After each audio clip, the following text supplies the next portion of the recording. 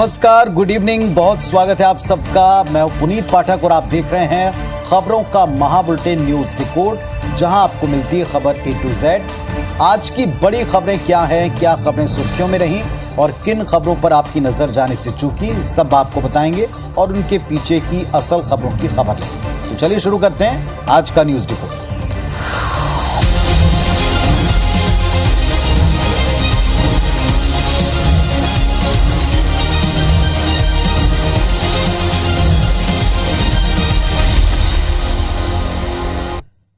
आज की पहली खबर है प्रयागराज से, जहां गैंगस्टर अतीक अहमद समेत 3 लोगों को उम्र कैद की सजा सुनाई गई। इसके साथ ही अतीक के भाई समेत 7 लोग ने फैसला दिया। सजा उमेश पाल के अपहरण केस में आई।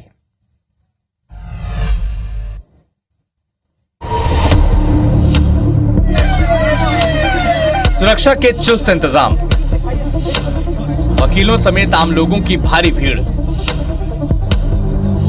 तस्वीरें प्रयागराज के MP MLA कोर्ट की हैं, जहां मंगलवार को अतीक अहमद को उम्र कैद की सजा सुनाई गई। उमेश पाल अगवा केस में अतीक के अलावा 2 और लोगों को भी उम्र कैद की सजा सुनाई गई है। कोर्ट ने अपने फैसले में 7 लोगों को दोषमुक्त करार दिया। अहम बात यह रही कि सुबह से कोर्ट में बेहद गहमा गहमी का माहौल था। जैसे अतीक अहमद कोर्ट परिसर में दाखिल हुआ, वकीलों के एक ग्रुप ने अतीक अहमद के सामने ही उसे फांसी दिए जाने के नारे लगाए।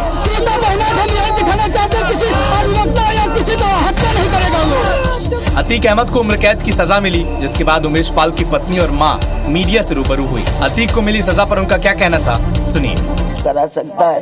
आज जेल के अंदर से मेरे बेटे को मरवा दिया, तो जेल के अंदर से मेरे बच्चों को, हम लोगों को ये जीने नहीं देगा और ना हमारे बच्चे जी पाएंगे, ना हम इससे मुकदमा लड़ पाएंगे। इसलिए इसको फांसी की सजा सुनाए। कोर्ट से क्या उम्मीद कर रही हैं? मैं कोर्ट से यही उम्मीद करती हूँ भैया कि उन्हें फांसी की सजा दिलाई जाए, नहीं तो फिर वो अगर जिंदा भी बचे तो शायद हम लोग न बच पाए, अगली बारी हम लोग की ना हो, ऐसा ना होने पाए। न्याय महोदय उन्हें जो है फांसी की सजा जरूर सुनाए। आपको बता दें कि कुछ दिनों पहले उमेश पाल की अतीक के गुर्गों ने गोली मारकर हत्या कर दी थी। इस केस में अतीक की पत्नी और बेटा आरोपी हैं, जो फिलहाल फरार चल रहे हैं। तो इस पूरे मामले में अतीक को वापस से उसी साबरमती जेल में भी शिफ्ट करने की प्रोसेस शुरू हो गई और साबरमती से जब से कैमरों ने इसे देखना शुरू किया था, तब से लेकर सजा होने और उसके बाद वापसी, ये पूरा प्रकरण देश की निगाहों में। अतीक अहमद का 20 साल से ज्यादा वक्त प्रयागराज समेत आसपास के 8 जिलों में वर्चस्व रहा है।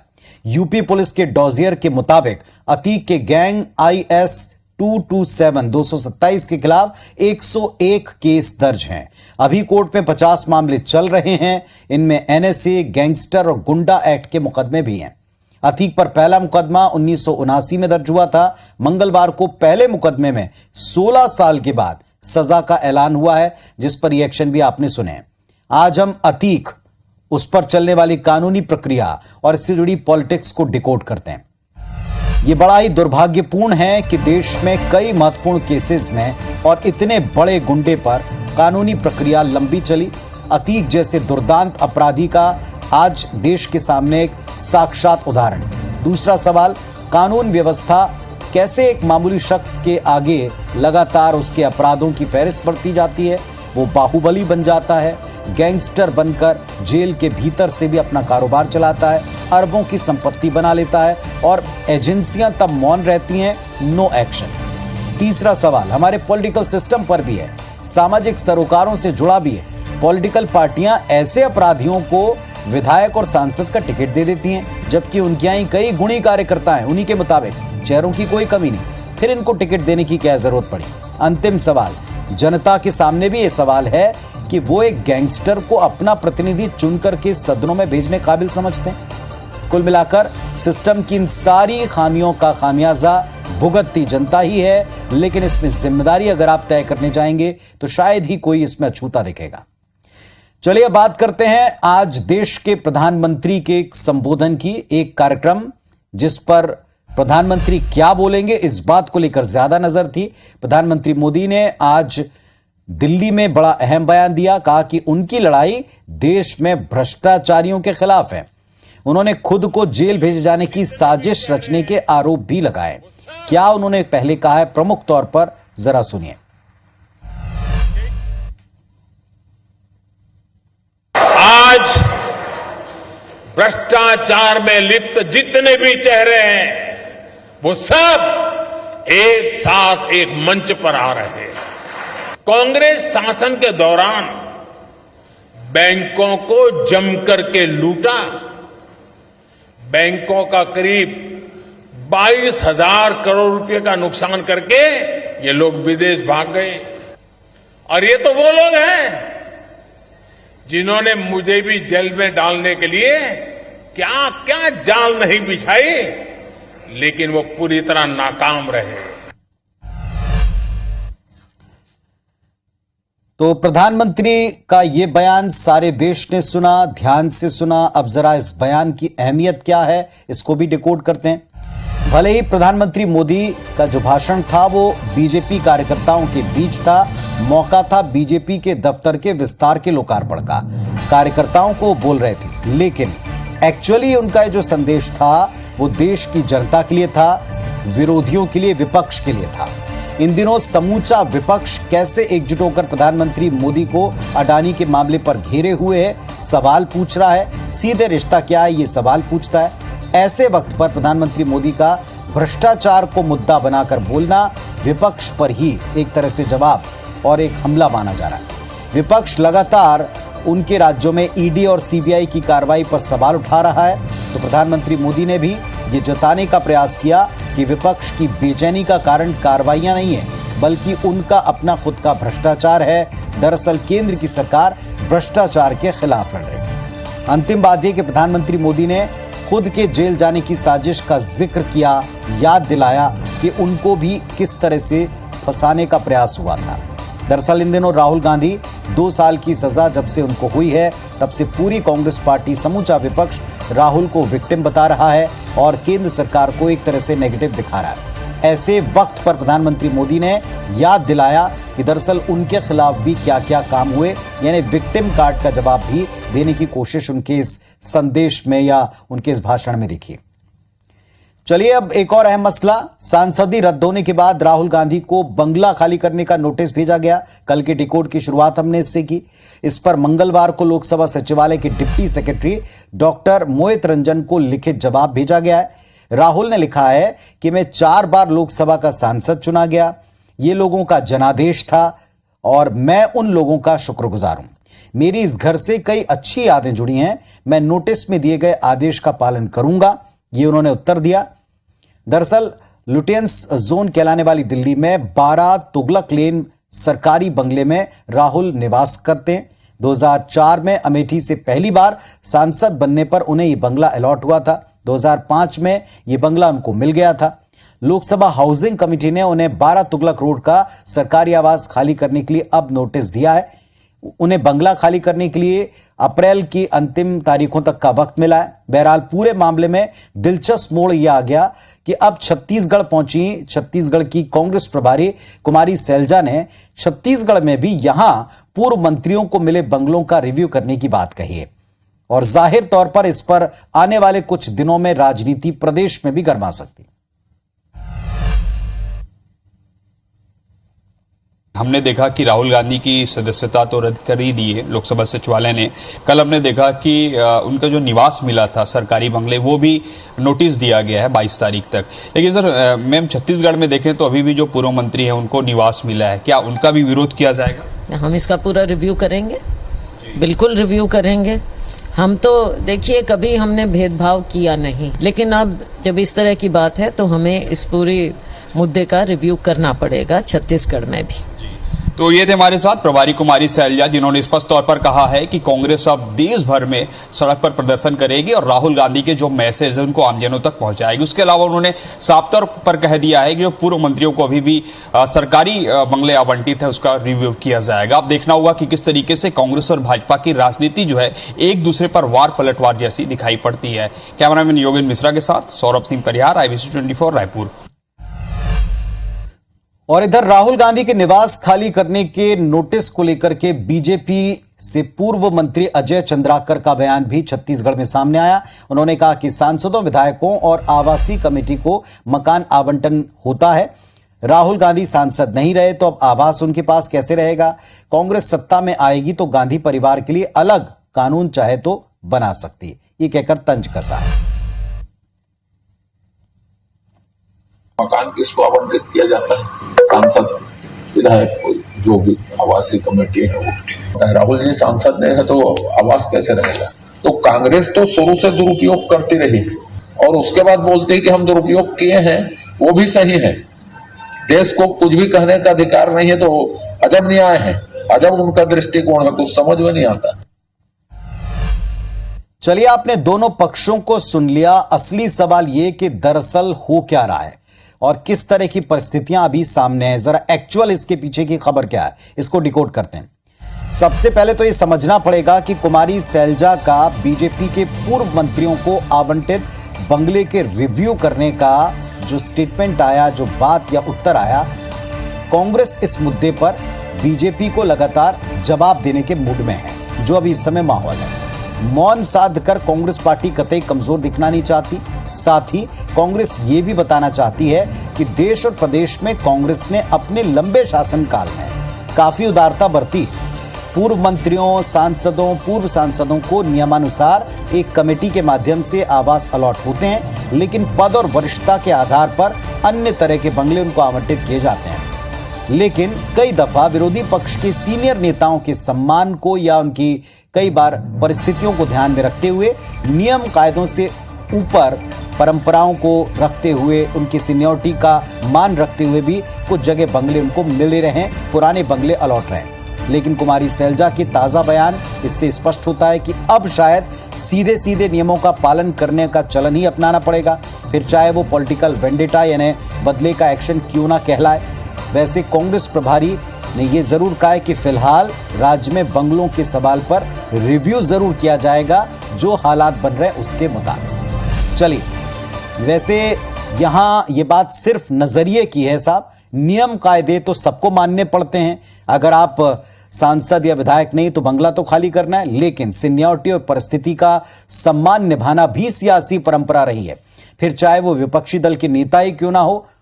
चलिए, अब इसके बाद आगे क्या परिस्थितियां बनती हैं ये हम देखेंगे। आगे कुछ समय तक तो इस पर बयान आते ही रहेंगे। संसद के दोनों सदन, लोकसभा, राज्यसभा, इसकी परिस्थिति हम पिछले लगातार कई दिनों से देख रहे हैं। 11वें दिन भी आज जमकर हंगामा हुआ। 2 बजे जब राज्यसभा और लोकसभा की कार्यवाही दोबारा शुरू हुई, तब भी नारे लगते रहे, हंगामा होता रहा। दोनों सदनों को बुधवार तक के लिए स्थगित किया गया। कार्रवाई के बीच में सांसदों के मोदी जी शर्म करो के नारे आज देश ने सुने। एक दिन पहले भी कांग्रेस सांसदों के प्रदर्शन के बाद कार्यवाही को स्थगित करना पड़ा था। रिपोर्ट्स कहती हैं कि संसद के मौजूदा बजट सत्र का दूसरा चरण 6 अप्रैल से पहले 1-2 दिन में खत्म हो सकता है। इस तरह की परिस्थितियां भी बनती नजर आ रही।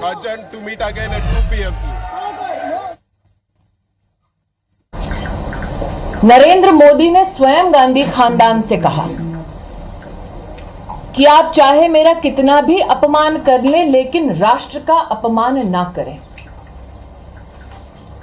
अपनी पॉलिटिकल बौखलाहट में, अपनी पॉलिटिकल फ्रस्ट्रेशन में राहुल गांधी का मोदी के प्रति विष देश के प्रति अपमान में परिवर्तित हो चुका है।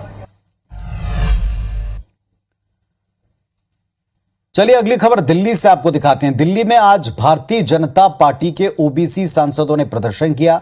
बीजेपी के ओबीसी सांसद राहुल गांधी से उनके सभी मोदी चोर हैं वाले बयान पर माफी मांगने की मांग कर रहे थे। रिपोर्ट देखें। माफी मांगो, माफी मांगो, माफी मांगो। महात्मा गांधी की प्रतिमा बीजेपी के ओबीसी सांसद और नारेबाजी के साथ प्रदर्शन। तस्वीरें दिल्ली के संसद भवन परिसर की हैं, जहां मंगलवार को बीजेपी के ओबीसी सांसदों ने राहुल गांधी के खिलाफ नारेबाजी कर प्रदर्शन किया। साथ ही राहुल गांधी से उनके बयान पर माफी की मांग की। कभी ओबीसी को ये कहना चोर है, ये सभी चोर हैं, ये चोरों के नाम के सामने सभी ये ओबीसी वाले ही लोग क्यों सामने आते हैं? इस प्रकार की अभद्र टिप्पणी करना अमन जीती है। उनके हित की बात करिए। तो जो भारत के बाहर रहकर देशद्रोही बातें करते हैं वो देश के अंदर भारत के निम्न वर्ग का अपमान करते हैं। वहीं दूसरी तरफ कांग्रेस राहुल गांधी को डिफेंड करने की पूरी कोशिश कर रही है। कांग्रेस नेता कह रहे हैं कि राहुल गांधी ने देश की आवाज को उठाया है। हमारा लोकतंत्र में विश्वास है और राहुल गांधी जी ने हमेशा लोगों की आवाज़ को, गरीब की आवाज़ को, युवाओं की आवाज़ को उठाया है और वो आवाज़ कभी दब नहीं सकती। कुल मिलाकर राहुल गांधी का नाम है और कांग्रेस बीजेपी दोनों ही पॉइंट स्कोरिंग में लगी दिख रही हैं। तो कह सकते हैं कि इस वक्त पॉलिटिकल तौर के ऊपर आग तो दोनों तरफ बराबर की लगी है, झुकने को कोई तैयार नहीं है। अब सवाल ये उठता है कि बजट सत्र के बाकी दिन का हाल क्या होगा। जरा इसको भी डिकोड कर लें। इस बात के पूरे आसार हैं कि केंद्र सरकार और विपक्ष के बीच में सुलह का कोई रास्ता ना हो। दोनों ही आक्रामक तेवर दिखा रहे हैं। सरकार और विपक्ष की अपनी अपनी मजबूरियां भी हैं। वो मजबूरियां क्या हैं, जरा इसको भी हम समझते हैं। पहले बात सरकार की ही करते हैं तो दरअसल केंद्र सरकार के लिए अडानी का मसला गले की फांस बन चुका है। सरकार इस बात के लिए तैयार है, हंगामा इस पर भले ही होता रहे, लेकिन अडानी के मसले पर विपक्ष के सवालों का जवाब वो नहीं देगी और ना ही जेपीसी गठन की मांग को स्वीकार करेगी। अगर वो ऐसा करती है तो ये जरूर माना जाएगा कि सरकार विपक्ष के दबाव में झुक गई। अब दूसरी तरफ विपक्ष को आप देख लें। विपक्ष की बात यह है कि उनको एक सुनहरा मौका हाथ लगा है, खासतौर पर कांग्रेस पार्टी को। कांग्रेस अब विपक्ष की अगुवाई करने लगा है, जैसा पहले उससे उम्मीद थी। एकता नहीं बन पा रही थी, अब इस मुद्दे पर सभी वो राहुल को मिली सजा को कैश भी कर रहे हैं विक्टिम कार्ड के द्वारा, और कोशिश ये है कि राहुल को मोदी के बरअक्स खड़ा किया जा सके, जिसका प्रयास जो देश भर में निकाली गई यात्रा थी उससे शुरू हो चुका था। हालांकि इसमें कुछ झटके लगे, लेकिन इस झटके के बाद में भी कांग्रेस पार्टी, अगर विपक्ष एकजुट रहता है और उनकी सरपरस्ती में साथ में आगे बढ़ता है तो शायद आगे कुछ और बड़े प्रदर्शन कर सकती है। इसकी एक और प्रमुख खबर आपको बताते हैं। मध्य प्रदेश के कांग्रेस प्रदेश प्रभारी जेपी अग्रवाल के कमलनाथ के नेतृत्व में चुनाव लड़ने को लेकर बीजेपी ने जुबानी हमला तेज कर दिया। वहीं कांग्रेस भी लगातार इस पर पलटवार कर रही।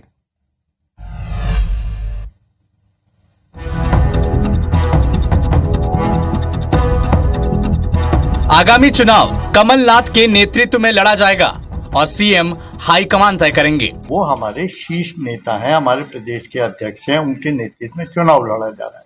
लेकिन कौन मुख्यमंत्री होगा ये कांग्रेस हाईकमान और कांग्रेस अध्यक्ष तय करता है। प्रदेश प्रभारी जेपी अग्रवाल के इस बयान पर बीजेपी हमलावर रुख में आ गई। गृह मंत्री नरोत्तम मिश्रा और सीएम शिवराज ने तंज कसा और कहा कि कोई कहता है भावी, कोई कहता है अवश्यंभावी। अब प्रभारी कह रहे हैं अप्रभावी, अभी कोई तय ही नहीं है। उन्होंने शायराना अंदाज में तंज कसा और कहा कि एक दिल के टुकड़े हो गए हजार, कोई इधर गिरा कोई उधर गिरा। कांग्रेस की हालत ये हो गई है। नरोत्तम मिश्रा ने कहा कि दिल्ली वालों ने और प्रदेश प्रभारी ने कभी कहा ही नहीं कि कमलनाथ भावी मुख्यमंत्री होंगे, लेकिन कमलनाथ के मन से कभी स्वयंभू सीएम पद का मोह छूट ही नहीं रहा। तो आश्चर्य की बात है, कोई कहता है भावी, कोई कहता अवश्यम भावी।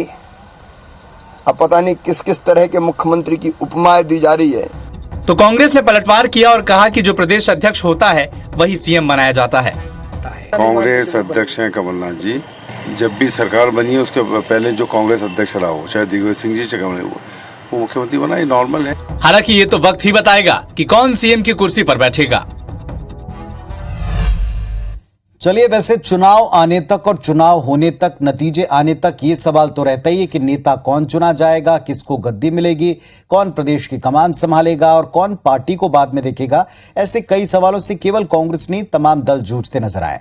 अब देखते हैं कि इसमें क्या और कुछ बयान या नए बयान जुड़ते हैं, आती सियासत में क्या एक नए मुद्दे को जन्म देते हैं। फिलहाल आज के लिए इतना ही। अपना और परिवार का आप अच्छे से ख्याल रखें। नमस्कार, शुभ रात्रि।